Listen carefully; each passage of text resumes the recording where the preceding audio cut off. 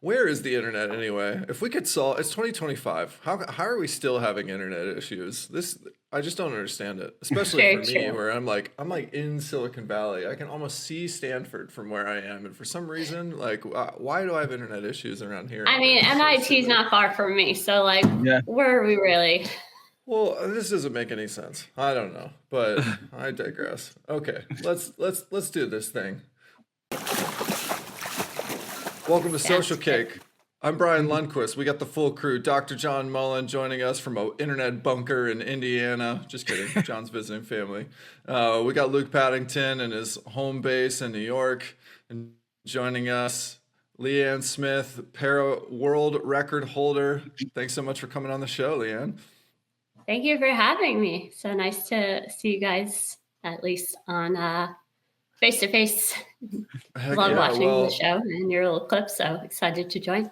Fun. Well, thanks. Thanks for watching the clips. We'll hopefully sometime we'll get a chance to watch some para swimming. Maybe this summer, actually. There might be an opportunity there. But first, yeah, we got some world championships the end of this year in September. So we get over in Singapore? Well, speaking of that, Luke is getting ready for Masters Worlds in Singapore. So maybe you got to look at the dates, Luke, and see if we can make that thing happen. Yeah, is your thing in September, you said? Because my thing is middle of August. So I guess they have the swimming, then master swimming, and then para swimming, and they're staggering it, I'm assuming. Yeah, so ours is September 21st to the 27th. Our team is pending the official, did we make it or did we not make it? I'll say my chances are probably pretty well based off of my performances in Indianapolis, but you can never too sure until you receive that email. So I always said that I wish that para swimming was like right after swimming, because I remember being in the Sydney Olympic Games and the games had just finished and I stuck around for a couple of days and all the para athletes were training and getting ready. I was like, I want to go and watch. I want to be part of this, but I had to head home. And I wish that it was like right next to each other. There was like, empty the village and fill the village up right away and let's get going right away. So there's overlap between the two sports and athletes.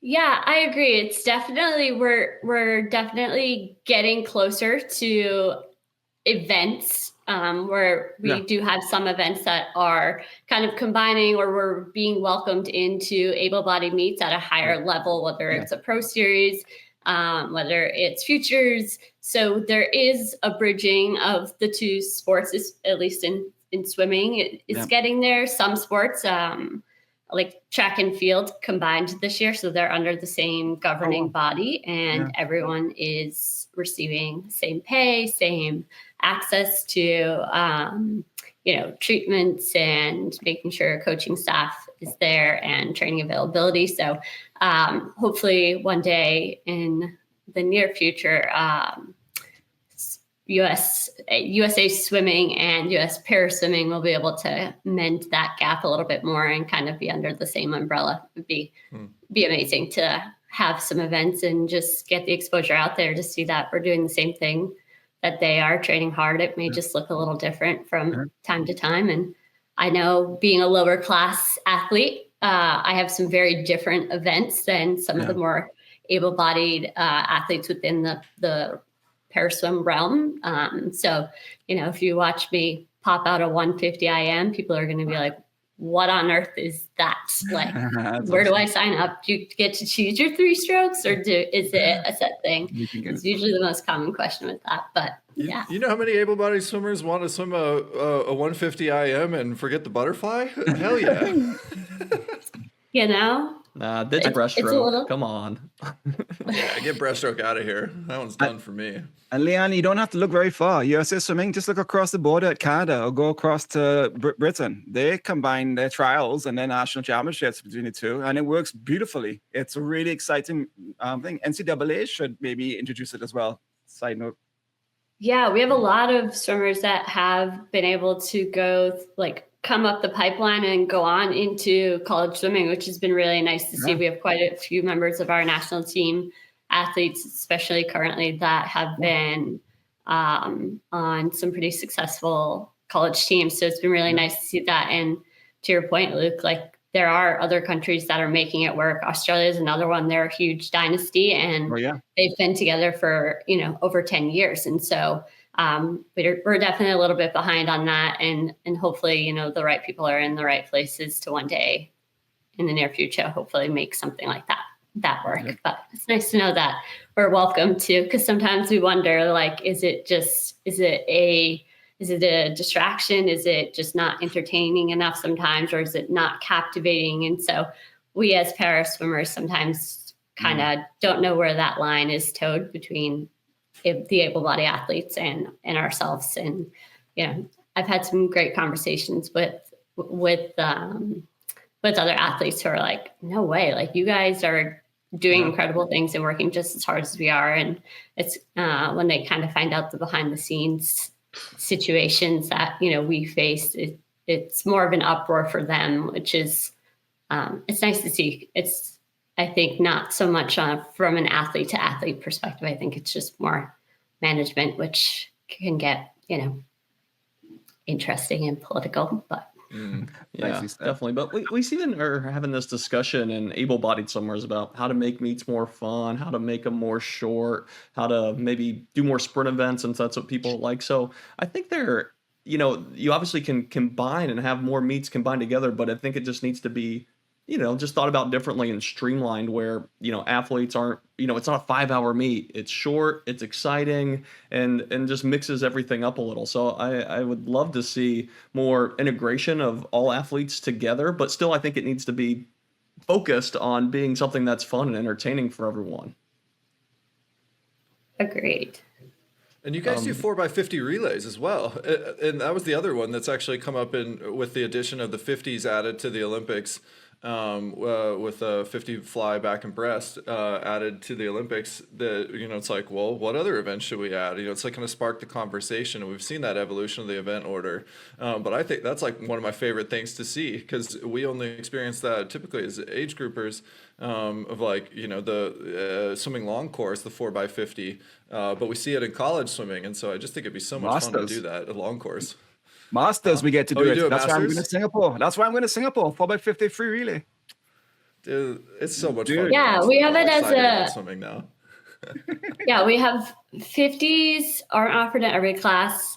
Being a lower class, like, I'm only offered 3 events, so I'm definitely forced into my events, whether I like them or not. But we do have a 20-point relay that is 50s instead of the 4x100, which is the higher class point system. So a little confusing, but we got to do this meet, or Paris was the first time that we were able to put together a two both the freestyle and the 20-point medley relay. And I believe it was our medley relay that was the first time we had podiumed in American history in that event. So it was really cool to take silver and get on the podium with that event, and then take silver in the 4x20 freestyle event as well. Yeah, exciting races. Those are fun to watch. First of all, can you explain what the 20-point means? What is that? Yeah, so in paraswimming, we have classifications for physical impairments, starting 1, which is the most severe disabilities, and then all the way up to 10, which is the least impaired. And so for a 20-point relay, essentially your numbers, you can select your athletes because it's mixed. You need 2 males, 2 females, but the number of the classifications cannot exceed 20. And so that's how we come up with having it. It gets a little bit more tricky with the medley because then you kind of have breaststroke in there, and breaststroke kind of typically people are one class lower than what their class is for freestyle butterfly and backstroke. And so you can kind of drop one down there, but you're also playing around with, do you have the right numbers in each stroke and in someone's strong stroke to be competitive? And so fortunately, we we have a great combo in our relays for a 20-point where they're the same on both. And they just happen to be our fastest strokes each individually. I mean, everyone loves relays, right? So the more relays, the better, in my opinion. And back to the idea of, having all athletes together. What are your thoughts on, able-bodied and para athletes doing relays together? Would that be helpful for the para community, or is that kind of watering it down, or, not giving as much recognition to the para athletes in your opinion? No, I think it would be really interesting. I think it would be entertaining to watch in a way. You'd be like, what's happening? But like, it would be captivating in that way. Like where there's a little bit of suspense. It's kind of like in every relay where it's like, you can set your order and like, no one knows anyone else's order. And so when you're going off, you could like lead off with your fastest person or an able-bodied athlete. And then you could just like have a para swimmer, and then you could do another para swimmer, and then, have your anchor be able-bodied. And so there's so many different combinations that you could make with that if you had it 2 and 2. And so I think it would be kind of fun and suspenseful and kind of really engaging in that way. I don't think that we would be overshadowed. I think it would just be a matter of zooming out to the entirety of the pool and really just looking at the cat and, the who's chasing who, and, again, the suspense of who's diving off the block next and what can they do to be able to come back or not go back. So I think it would be entertaining. Yeah. Yeah, 100%. I feel like this is the thing that people like about watching the 400 IM is that there's like a huge disparity between strokes, right? So like some people may be back-enders, some like have to go out hard, and then we know that there's going to be 1 or 2 breaststrokers in the field who mow everyone down. And so then you can have like a lot of position changing. And similarly in distance swimming, we see this, and that's like adds to the suspense.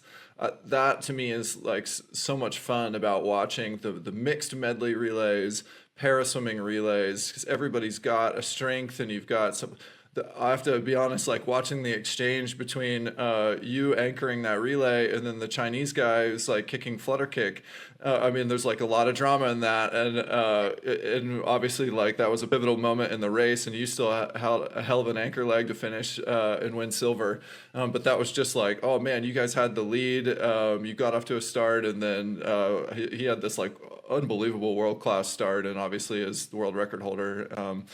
With that like ability to flutter kick so fast. So I don't know, like the suspense I think is what's really cool about the excitement and driving excitement to the sports. I'd love to see all these integrations. It'd be awesome. Let's get them under one roof. Mm-hmm.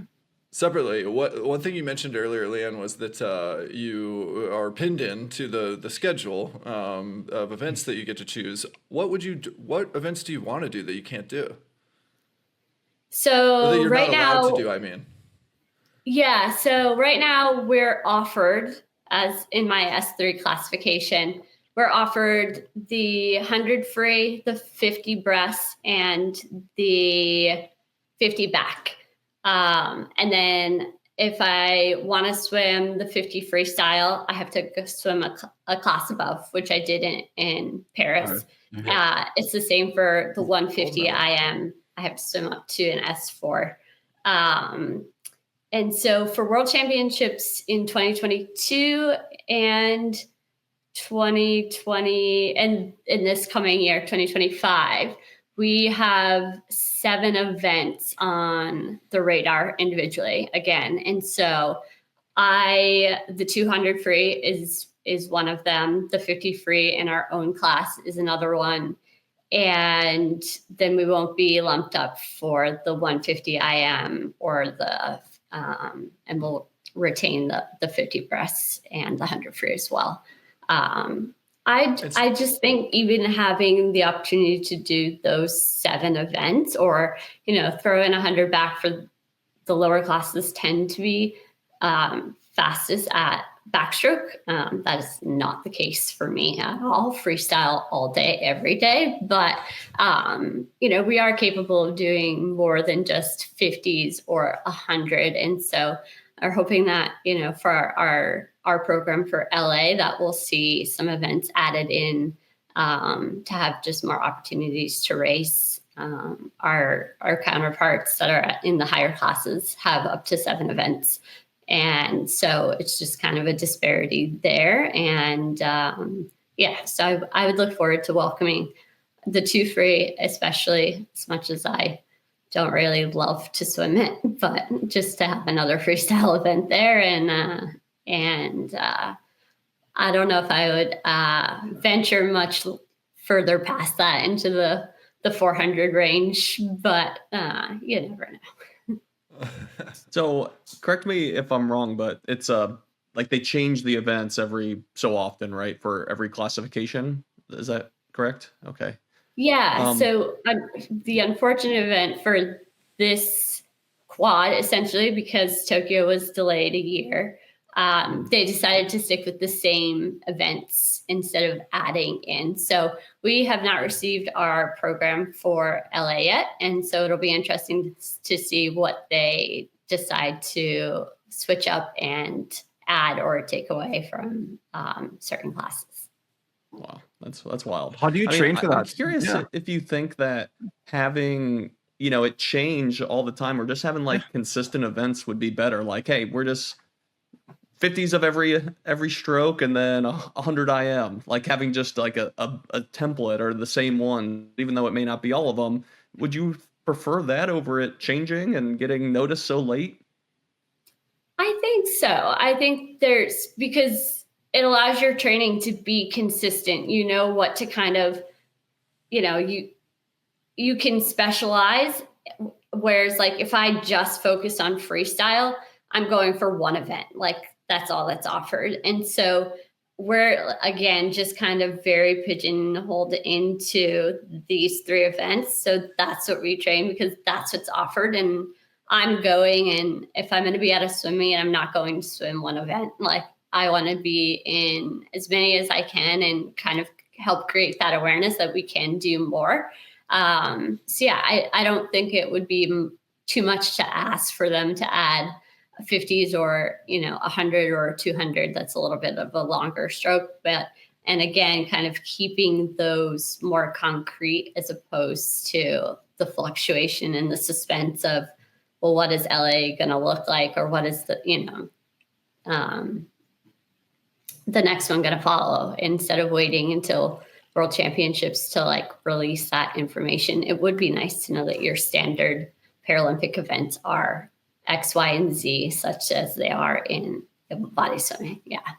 So, Leanne, why do they change what is offered, and what's the criteria they use? They're trying to get parity based on who qualifies, and then how do you know what to qualify in? Like, why? What's the criteria for them selecting what is offered for that class? So some of it has to do with what they call like event viability. So are there enough people in that classification to fill a prelims or to fill a final? They don't want to see empty pool space, essentially.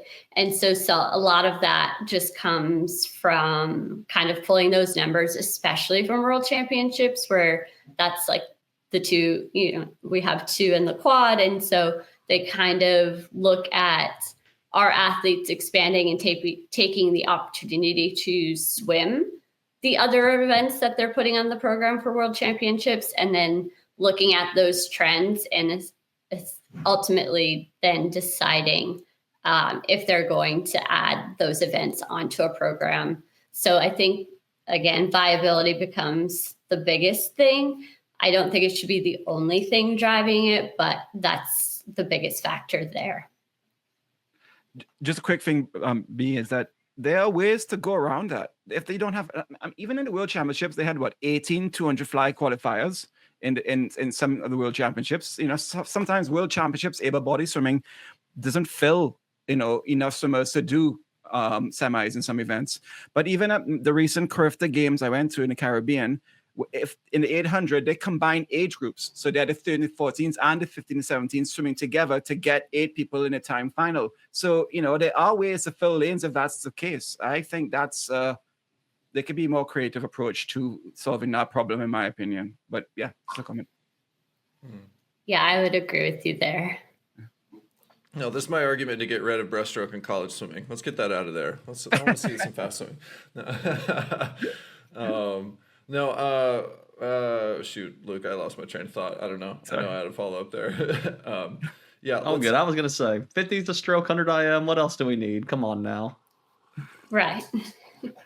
Yeah, for sure. Hey, let's jump to some audience questions, because we always ask our audience on Instagram and YouTube at Social Kick Swim for questions for our guests, and so obviously we got a bunch for you in no particular order. Actually, I'm going to start with one that I'm not gonna reveal who submitted this question. I'm going to let you confirm who submitted this question, because I'm pretty sure it's somebody you know. Who is your favorite Ninja Turtle? It's my favorite Ninja Turtle. Donatello. Okay, maybe it's not. This one's from a Mason.Hybel. He probably did that based out of, I think he asked me that question in Indianapolis. It's Ellie Marks' husband. And Okay. He's always a hoot to have on deck. I love having Mason around. Right on. He's good for questions like that. Good stuff. All right. This one was from Swim Far Above, asked, what other sport would you compete in if you weren't a swimmer? Sled hockey. Nice. Sled hockey. Hell yeah. That's what I'm talking about. Yeah, I do did you it ever a get out on the lot. ice? Yeah, right on the ice. I did it when I first acquired my disability. That was another sport that I was in. And I started it side by side with swimming. But unfortunately, at that time when I had to make the decision of which route to go, swimming had the opportunity to go to the Paralympics. It was already a well-established program. And women's sled hockey was just kind of getting or taking off. And so I did it for a while. I did it as cross training when I had a little bit more ability to stabilize in the sled and such. But there's something about like just bombing down the ice and just like taking out aggression and like checking people. It was like, I was like, oh, like this is next level. Like this, and it's just, this is why I love watching hockey. And then like to be able to get on the ice and play in that way was like, why didn't I do this sooner? Like, maybe this was my sport I should have done growing up. Like, forget gymnastics. Like, maybe hockey was it. But yeah, so I enjoy that. I enjoy cycling. And yeah, anything out on the water, I like being active.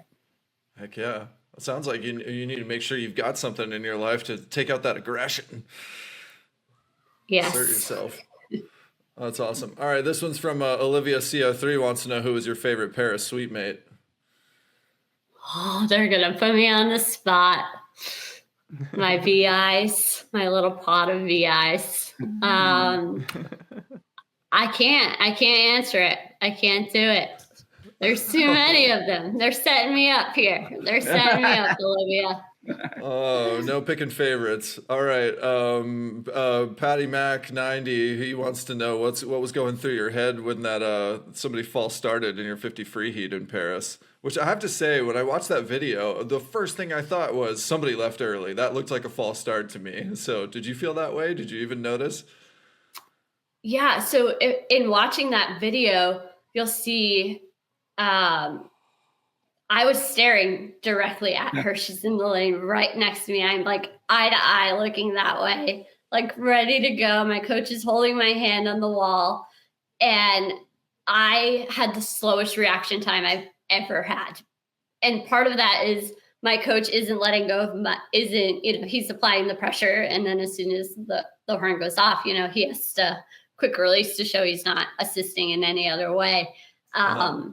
But typically, because it was so obvious, you would have like swimmers relax, like call back and start over. And so in my head in that second, it was kind of like, well, we're not going anywhere because like, are they going to blow the whistle and and call it back, and they didn't. So you can see like kind of how I'm back on the wall, and like she's already a body length ahead, and I was just like, but like in that moment you still hear it, and so I'm just like, okay, we're going. I'm feeling, his hand release, and so I'm just like, all right, we're pushing and we're going. So yeah, it was a little bit confusing, but again, you just have to be ready for anything, and they weren't telling us to relax, so it was like a quick turnover of like, all right, get in it, like, see what you can do. That was a bonus race for me. So yeah, even come back for that one and hit the wall first. And I did not know that until I got to the side of the pool. Was pretty amazing, but definitely a confusing, quick moment there with like being like, it was so obvious, and then no whistles, no nothing, just continue on. Oh yeah, so many follow-ups. First of all, you just said you didn't know that you won until you got to the side of the wall. Like, you didn't know when you touched? You were waiting until you exited the pool before you knew you won? Yeah, so I couldn't see the scoreboard. I couldn't see it, and so unlike the 100 free where I knew that like there was no one on either side of me, so that one I was like clear as day, knew I had gotten to the wall first, and so, but for the 50, we were all right there. And so, and again, I'm swimming up a class. So I'm, going in, I was seated 8th originally going into prelims, and, then came in seated 2nd or 3rd. And so it was still a far cry, knowing that like those athletes can throw down and are under 40 typically. And, I hadn't broken 40. And so, yeah, I just kind of was like, no idea. Swam to the side of the pool, and my coach was like, way to get it done. And I was like, what are you talking about? And he's like, you won. And I had my choice of a curse word, and I was like, and to him, and he was like, no, I'm serious, and you did it in world record fashion. And I was like, stop. And he was like, no, I'm dead serious, and there's a camera on you right now. He's like, I'll love to see the replay if they show that part. And so yeah, it was not until I got to the edge of the pool and he was able to deliver the news, which just made it that much more special, to hear from your coach, to be like, you hit first, gold, and you did it in world record fashion. So yeah, it was a really cool moment. But yeah, I didn't know until I got to the side of the pool and he was able to deliver the news. Yeah, that's wild. Back to the reaction times too. I mean, I can't imagine it like going through your head. We witnessed that, at NCAA's. We were at the men's meet earlier this year, and there was a false start or something happened at the start that caused the whole heat to go off, and then they didn't stop everyone, and then they eventually did, and it was like whole caused chaos. Anytime that happens, it's like kind of crazy, but it's a reminder as a swimmer, like you got to just put the blinders on and go, right? Like, some things aren't in your control, and you can't think. You just need to be in execution mode at that point. So that's just kind of how it goes. And especially with the position that you're starting in, we had some questions. I think Patty Mack had actually asked a question too about like how many different starts you have, because that's a dynamic that you have starting in the water and you're looking to the side versus others who may be on the block or have a different starting position based on their condition. How many different starts do you have, or is it always the same for like freestyle, backstroke, etc.? So it's not. So I have 3 different starting positions. So for freestyle, as we were just talking about, my hand is planted on the wall here, and my coach is just holding it there. We're not allowed to, hold on to the gutter. I can't reach. I don't have the range to reach up and hold on to the bar like some athletes do. I don't have the grip strength to like kind of hold a rope or anything. So it's just flat, and I'm relying on his force to just hold me there, because gravity is just pulling the rest of my body down. My legs are useless, and so for freestyle, it's that kind of left arm is as extended as it can possibly go. We call it my little T-Rex arm because it doesn't quite go all the way out there. And so, he's holding strong out in front and just trying to get, really close to the wall. That way I can at least have a pretty solid dynamic push off the wall. So that's my freestyle start. For backstroke, I start on my back and my coach holds my feet to the wall as a starting position. And then once the horn goes off, I start from there with my backstroke. And then for breaststroke, it's the opposite. I'm in a prone position where he again is holding my feet against the wall, and I'm just, laying flat or as flat as possible, and starting from that way. Leanne, I want to ask about the 53 again in Paris, the S4 final, where you're swimming against athletes who are different class to you, and we just talked about how you started off a body length behind, basically, and what went through your mind. But if I encourage anybody to watch the race and see how you closed that last 10 meters, you went from like 5th at the 25 to 3rd at the 35 to winning. I have to swim this race in 3 months' time, and I'm really worried about my last 10 meters. I don't know what's going to happen in my last 10 meters. And I would love for you to let me know how you prepared for it and what went through your mind to overcome the adversity. I mean, some swimmers dive in and their suit gets water in, or the goggles come off, and that messes up the whole race. You overcame that, and you enclosed, and you had the most perfect touch, and you out-touched them. Give me some advice. Help me finish my 53. Please help Luke. We're all worried about Luke. We're very worried about Luke's last 10 meters. All of us on this show are worried. We'll be cheering you on, sending all the positive vibes, fast swims your way, for sure. I think the 50, it happens so fast. Like, you don't have time to think. And that's truly my approach when I'm in that race. Like, the only thing I focus on is breathing, right? So the more I pick my head up, the more my body's going to drop. And once I'm in that situation, it's not good for me. I can't just use my legs to, help keep and maintain that body position. So I, have I don't breathe the first 7 or 8 strokes off the wall. And then it's kind of like becomes an every 4 pattern. And then once I see, kind of that I'm closer to that 15-meter mark, I try and just go head down the entirety of the rest of the race. And I do tend to build into it. And that's purely just based off of the start and then being able to get into, the correct position by being at the top of the water and then going into a momentum. So for me, it does tend to kind of start off as a build based off of the way I'm starting. But I would say just keep your head down. No breathing. Breathe when you need to, not when you want to, as they say. That's why they have lifeguards for me. Yes. See, we have to make it a very clear point. She just didn't even talk about suits. Luke is sending Brian and I all these suit articles looking for the best suit that's going to solve all his issues. I need He wants to wear 3 suits, I think, at the movie. He didn't mention suits at all there. But I am curious, are there any para suits, or are there things that a suit company could do to help your other athletes compete better within the legal limits? I don't know. Suits for me definitely give my legs a little bit of buoyancy, not much, but just enough to be like, okay, there's a little something there.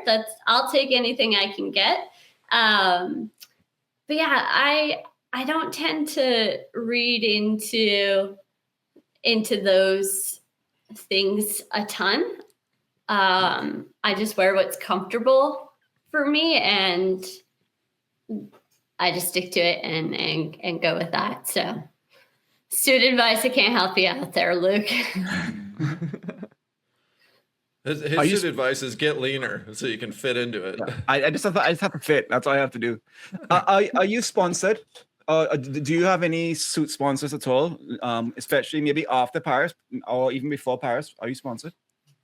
I do not. So our club is an arena club, and so I have wore arena for Paris and wore Speedo for Tokyo.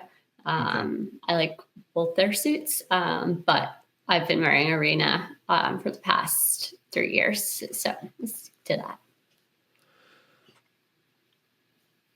I was gonna say, okay, let's get into where you are right now in your training, and you're battling all these setbacks, and you're hospitalized, and then you came back and you got faster, and you just set a bunch of world records. Where are you now? How are you feeling? How's your training? How are you getting faster and faster? How is your conditions? How's training going, and how's racing going right now in the last couple of months? Yeah, so I went into Paris really burnt out before we were even going in there. I battled, coming back from a setback 2 years ago that took me out of the water for 6 months. And then it was like, at that point, we had like 7 months till trials. And so it was like, and I was relearning how to swim. Like my coach was in the water. We're learning, neck support again, head control, like breathing is different. My range of motion is different. And so literally going back to basics of learning how to be first water safe. And then also, can we come back and be competitive? And so that was a really big challenge. And so after going in, and then to add to that, at the beginning of last year, as we were starting to get going with workouts, I developed a large cyst on my bicep tendon on my main arm. And so that meant eliminating breaststroke and backstroke pretty much from all of my training and just sticking to freestyle. So went into trials, was not super confident, just knowing that I didn't really have a ton of the hours and, the sets and the reps going into it, and knew it, but, ended up being able to pull out some great times and obviously solidify my spot. But it was a long year, and just mentally and physically. And so after Paris, I was thankfully, when I was in Paris, able to just shut it out and just be like, this is what we've trained for. We're here, block out the noise, block out. You try to block out the doubt. I'm not great at that. My coach gives me a million pep talks. He's so chill. And I'm like, why aren't you freaking out? And he's like, well, if I freak out, you're going to freak out. So it's all good. He told me that after the fact. And I was like, oh, well, good to know that you were a little bit, uneasy or, just kind of questioning, what can we do in this time? And did we prepare enough? And obviously based off of the results we had. And so I took 4 months off after Paris. So I was looking at retirement. I wanted nothing to do with the water. I went onto a pool deck one day and got splashed. And I was like, ew, totally disgusted by just being there still. And I was like, nope, I'm staying where I'm at, staying in my lane. And it wasn't until December that I sat down and had a conversation with him. And I was like, I'm thinking maybe I'll get back into the pool, but I don't really know. World Championships are in Singapore. They're somewhere, amazing this time around. We've been to London, we've been to Mexico City, but, I was like, I would love to go to Singapore. And, they had announced the lineup at that point, and we were being offered more events. And so we just had a real honest conversation about where we were at and what might come of getting back in the water. And so, he was like, you might get back in and actually realize you still hate it or don't like it. And that's okay. I'm willing to try, and we'll get in, we'll see. And we'll kind of just go from there. And so we started back just 1 day a week in December, and by like the second week, I was just kind of like, like it's so freeing for me to be in the water and not restricted to my wheelchair. And, you know, people see me for me and not for being disabled or in, you know, the pretty purple wheelchair, like, you know, making comments. And so, and just the weightlessness that the water provides for me as well.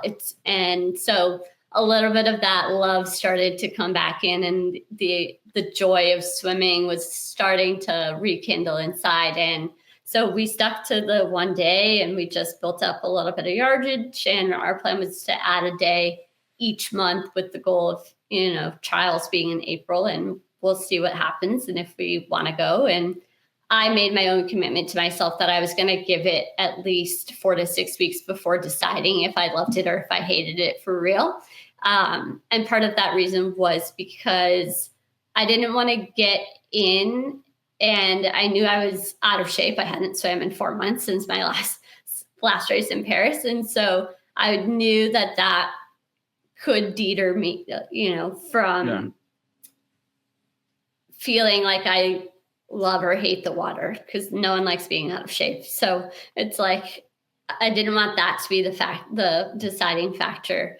And so we just took it, you know, week by week, day by day. And then we got up to 3 days a week. And that was in March, right before we headed over. We decided to attend one of the World Series meets over in Barcelona. And we did that as kind of like shake out Paris, shake out what's going on, like getting back in, and really just get our first long course meet back in the books. And so I was very surprised at that meet with where I was at, especially training short course and then having all of our meets are long course. And so I went faster than some of my times in Paris. And so we were just like, oh, like, okay, like we're on a good path, a good trajectory. And going into Indianapolis last month, we had made the decision after Barcelona that we would stick with 3 days. We weren't going to try and force a fourth day. I'm having fun in the water, which hasn't happened in a really long time. I know sometimes we always hate that word when coaches are like, swimming's fun. And then you're like, no, it's not. Like, I have a goal. I have a mission. Like, I'm so inside my head, like, and fun is not on the agenda. And so I think right now in my training, I'm truly in a place where we're having fun with it. And it's not all sunshine and rainbows, you know, there's still work to be done and such, but we've created a good balance, and we're seeing that, you know, for me, less has always been more. And I think this time coming back, and after Indy especially, we're just realizing that, you know, we're kind of at that sweet spot, and, you know, we'll eventually add in some dry land and, you know, maybe a fourth day here and there to kind of increase, to be prepared for, you know, the meets that are 7 days long, like Worlds, where I'll be going multiple days in a row to be able to handle that load. But yeah, we're in a good spot. Again, only training 3 days a week. We really max out around like 1,500 to 2,000 meters, which most people are like, that's my warm up. And I'm like, yeah, well, when you swim with 1.5 arms, like there's only so much you can do before you're just doing more damage than good. So yeah, training, we're in a really good space, both mentally and physically right now. And Indy was definitely a surprise. We had been training for the 200 specifically. And so everything that I was able to do there was all bonuses and great achievements. And I was so happy, but definitely a little bit unexpected, and given where I was at, but I'll take them. Yeah, well, we'll definitely touch more on your recent performances and world records because yeah, breaking world records, training 3 times a week is amazing.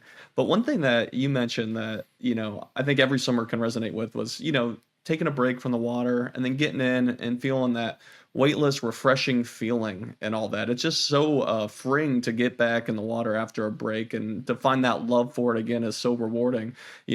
On the other end, though, we've been, we're sponsored by Destro Machines, and we've been doing more weighted swimming lately. So to make the opposite effect, to be able to load and add more resistance, to maybe fine tune some technique elements. Have you used resistance training at all in your training? And if so, how do you use it, and how does that tend to help, or what do you work on? Yeah, so resistance training, we've done obviously some paddle work, just basic, low grade. I have done a shoot before, or not a shoot. I can do like it's like basically a sponge in like a mesh bag that's attached to it. It's like, oh yeah, I've seen those. Yeah. Yeah, and so it's the same kind of concept. It's just lighter than the lowest level of a chute that you could use. So sometimes we'll throw in that. We don't tend to do a ton of like cord work. Like once in a while, we've experimented with it. The hard part is like I just have to do it with a buoy and a snorkel. Like I'm not able to fully get the tension work without it like swaying my body or my core in one way. And so but we're always looking for ways to add a little bit of resistance. I've had, mesh, like the mesh socks that you guys put on your feet. Like he'll have me put them like on my arms so that like when my arm is coming out of the water, like there's more water weight and resistance there. But yeah, not a ton of it. I think it's just my swimming is very unique. And so, he's constantly trying to be creative and coming up with things, but always open to anything that you have up your sleeves. Where I will always try anything once. And after that, make my decision if it's like nope, that was comical for all involved. But so. Well, sounds like your pool needs a power tower. Get you guys a Destro. Shoot. Exactly. Gotta have these toys. More toys, the better. Yeah, and you can have power tower. Like I'd end up back in the on bucket. the one side. Yeah. I was gonna say with totally. The Destro, you can move the belt, and then it's like more resisted on one hip than the other. So I don't know. I might be able to play around with it to work as a counterbalance. I don't know. I think there's some room for some experimentation. Yeah, I'd love to connect about that. But why does she need experimentation and new toys? Let me just recap what she just finished doing in April, okay? Because something is working pretty good. So top 5 of the World Series tour was in Indy, and you had been in the water for 4 months. And when I say being in the water, you had gone from 1 day a week to 3 days a week. You'd been in the water after 4 months layover. And you had 5 individual events. Will para let us swim more events. She had the 50, 100, and 200 free, and then you also won the 50 back and 50 breast. So you won 5 events. The 3 freestyle events were all on the same day, and all in world record times. Leanne, who breaks 3 world records in one day? I don't know. It was kind of a laughing moment, especially for the 100, because we always joke that I can go out faster in my 50 split in 100 than I can actually swimming the 50 free. And so I had broke the record in the morning. And so then at night we were like, it finally happened, like where I actually like proved the point that it's the laughing, joke going around that like, you take it out so hot, and then my back half, which we're working on now, needs a little, you die out a little bit there. And so, they're calling it the double triple because the 50 world record was in the middle of my 100 split, which we had put in for at the beginning of the session.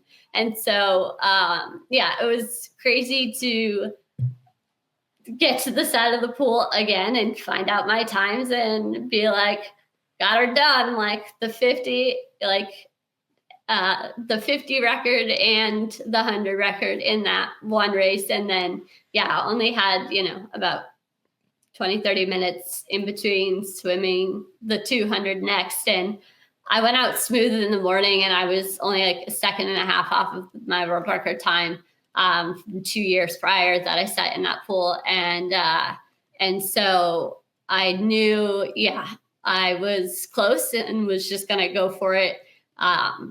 Coincidentally, that race, I definitely swam out of fear. I swam out of fear because by the first 25, my goggles had filled up. So you were talking about earlier, like all of the things that can happen in a race. And that's like my number one fear is like my goggles filling up. And so they had completely filled up and I could not see anything. And so I was on just like this like mission to just be like, where are the walls? I have 4 laps. Like I cannot get them done fast enough. Like I hope I don't crash. I hope like it's, not like spinning out of control as far as tempo. And so, so then to see that big of a drop, again, had a good first 100 where I almost broke my world record in that first 100 going out, and then died in the last half, but was still able to bring it home in world record fashion. And so, they dubbed it the triple double, and on that day one, and I was a little bit cooked for the rest of the meet, but still able to have some pretty good performances. So the takeaways from this, guys, is lose your goggles, break a world record in the 200 free. That's how you break a world record. You lose your goggles. People don't break 2 world records in one race very often. Kieran Perkins did it in the 800 and the 1500. It doesn't happen very often at all. I have never heard of somebody doing it in the 50 in the 100 free, break the 50 and the 100. Brian, you set a record going out in your 100 fly. You want to talk about that? Yeah, so I set the American record in the 50 butterfly by swimming. I declared that I was gonna go for a time of 50 split, and so I went out in 22.9 in the 50 fly, but it was in 100 butterfly, and so then I had to legally complete the 100 in order for that first 50 time to count. So the idea that you set a world record in the 50 and then also set it in the 100 in the same race is so absurd to me, because I barely legally finished that 100 fly. I was out in 22.9 and back in 37, and like it was all I could do to get my arms around the last couple strokes. But all I was trying to do was like get my hand on the wall and make sure I don't get DQ'd so it actually counted. So I can't even understand how you did what you just did. Yeah, I'm right there with you. At a loss of words of how to do it, but it's my favorite stroke. And they always say, I'm so in my head before everything. Like, did I do enough? Like, or warm up, I'm not hitting the times I should be going, or that I think I should be going rather. And so, but when the horn goes off, and it's like, everyone always says, like, you turn into a different human as soon as the horn goes off and you're in a race. And I think the new challenge with Indy and the same when we go or in Barcelona is that it's seeded by points. So going in as the top seed doesn't mean I'm the fastest. It just means I have the most points out of the system that we use in para swimming. And so the wake of the other athletes around me that I catch, either just from like their dive in, and then like the wake that comes back at me is like shoving me backwards. So I'm like open water swimming for a little bit of it. And then it really hits me at the turn after they've done it. And it's like the wall, and I'm coming in and I'm like, oh God, this is like a tsunami. Like, and so it's definitely more challenging to do it in the environment like Indy versus somewhere like Paris, where you're swimming with people of similar abilities, and it's a little bit of a calmer pool. But I think also, I do train alone, and I think that really benefits me in a lot of ways, because then I'm always just in race mode. I'm not worrying about the person next to me. I'm not worrying about having someone to pace with, or, trying to keep up with this one. And so in some ways it's beneficial to kind of have that in my back pocket. And other ways, I wish I had someone to go through some of the hard sets with. But, when it comes to racing, I think it's been more beneficial than not. I just want to give me more hope for Singapore, right? So I got 3.5 months. I train alone, check. I have to swim the 50, 100. You set 3 world records in 25 minutes. All right, there's potential for me. Check. I'm not a badass. You are. Thank you. I appreciate it. But I have faith, Luke. Let's go. You got to chase something. Well, we got to do some reverse psychology, Luke. No, it's incredible. You can be a badass too. Yeah, exactly. Yeah. There's room for a lot of. Leanne, let's talk about the rest of the season. So are you doing any of the rest of the World Series stops, or are you just focused on getting ready for Worlds? I know you mentioned the selection isn't official yet, but I mean, I think if you don't get selected, it's paraswimming needs they're off the rocker. So let's assume that you're going to be at the World Championship. So what does the rest of the season look like for you at this point? So yeah, we have nationals that got moved from December to June this year, which is a little funky. I'm not really on board with that. But we were originally going to attend, but I don't think at this point it would be worth the disruption. Travel takes quite a toll on me. And so to go for, 3 days where it doesn't hold anything as far as, I've made my national team cuts for the year. And then we just had Singapore or Indianapolis, and I was able to, to pull out some solid performances there and kind of reinstate that what we're doing is working. We've kind of made the decision that we're going to pull back from that one and just focus on hopefully Singapore in September, and just train at that. And I'll do a couple local meets here this summer for long course, just to get some racing in and see where I am at in the middle of the season. Hell yeah. All right. Wait, when do you know when they're going to announce the team, or is that kind of fluid? They told us we'll find out by May 31st.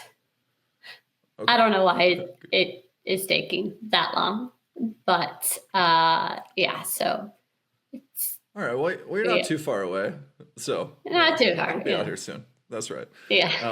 So all right, hopefully sooner, but we'll see. Fun. All right. Well, we got a few rapid fire, and then we'll let you go. Okay. What's the hardest race in swimming? Oh, I think I would say anything fly, but I don't do fly, so that's hard to say. I would say, though, anyone doing butterfly, props. Yeah, respect. Paralympic gold or world record? Ooh, Paralympic gold. Do you pee in the pool? No. You liar. If not. All right, if you could keep 3 apps on your phone and the rest of them have to get deleted, which 3 are you keeping? Insta, Safari, and Gmail. Gmail, there you go. Oh, I'm getting an email out of here. Let's get rid of that one. What's the best swim that you've ever seen live? Oh.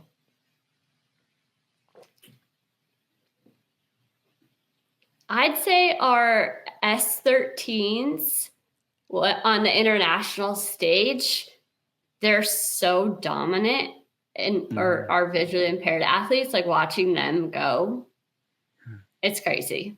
Anastasia stuff, yeah. Yeah.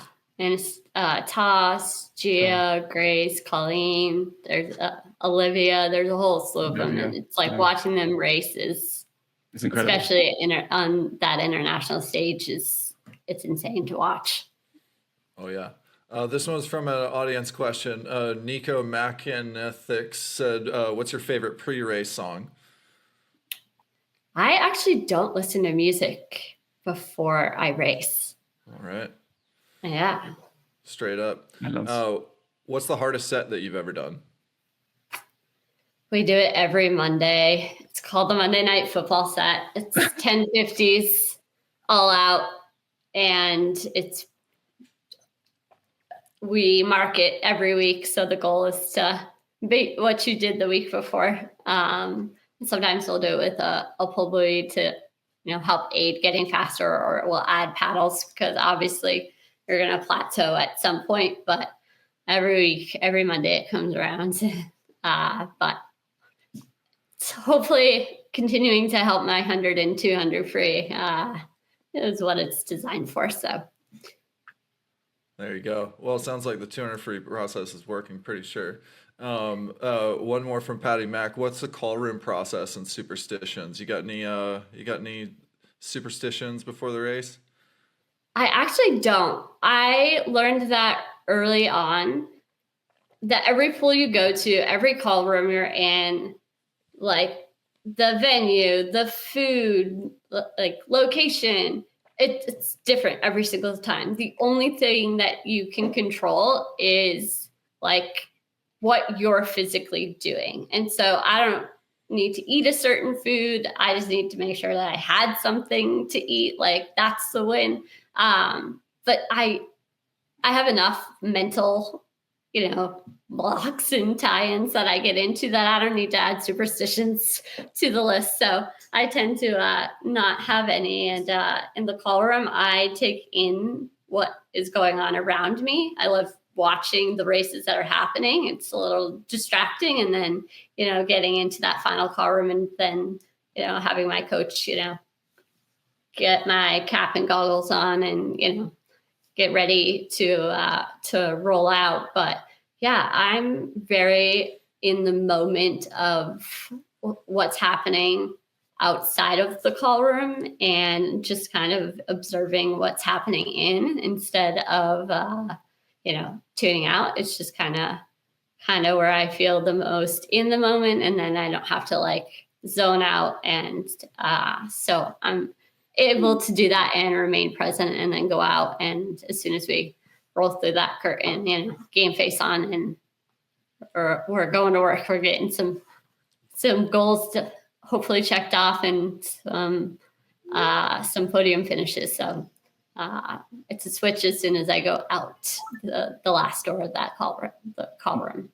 Nice. Oh yeah. Well, podium finishes seems to be really got those dialed.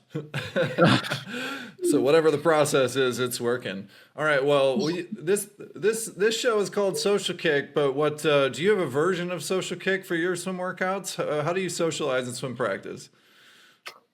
It's funny you bring up Social Kick because everyone that I told I was doing the Social Kick podcast, they were like, are you going to throw in something about the fact that you can't kick? And I was like, no. I'm pretty sure they're well aware. But I was like, it is kind of funny, though, that it's called Social Kick. And here I am on it. And Social Kick is not a thing for me. But it's pretty funny, actually. And I would say, again, I train alone. So my version of social is having side conversations with my coach about random things. Or, someone might stop it once in a while in the lane and just be like, are you Leanne Smith? And I'll be like,